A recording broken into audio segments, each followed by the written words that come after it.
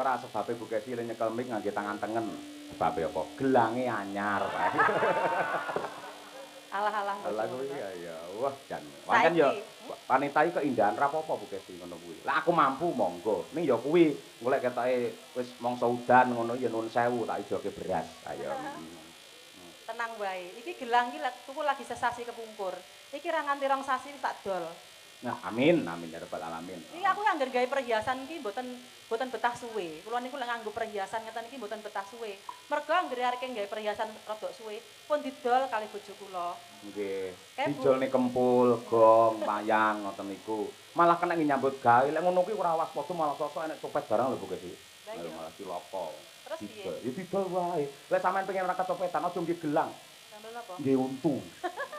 Kowe biyen nganti saiki lek enek critane to copet ngobok-obok cangkem enek critane ngono kuwi. Ya ben-ben marem kuwi keindahan kok ya. Heeh. Mangga Bu. Datan kinggang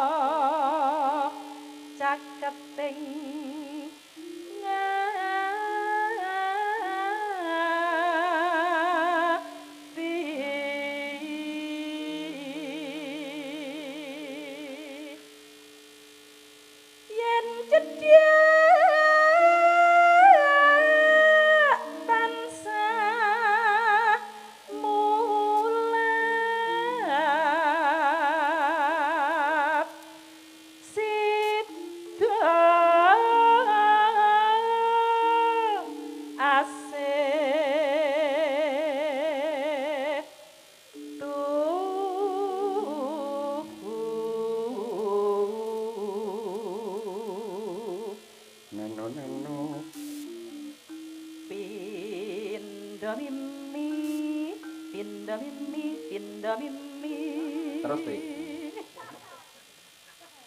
Lan mintuna ayo bareng Akang Mas Ada. ana tapi wajib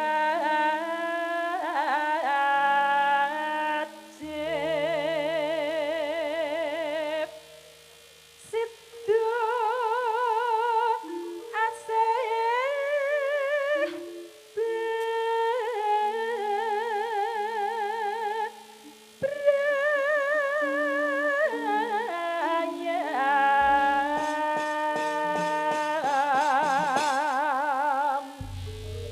Sampun katur menika bawanipun Sidowasih. Monggo kalajengaken langgam setya tuhu katur mempele berdua Mbak Lia karo Mas Bobi. Monggo Bu Kesi. Aku kang setya satu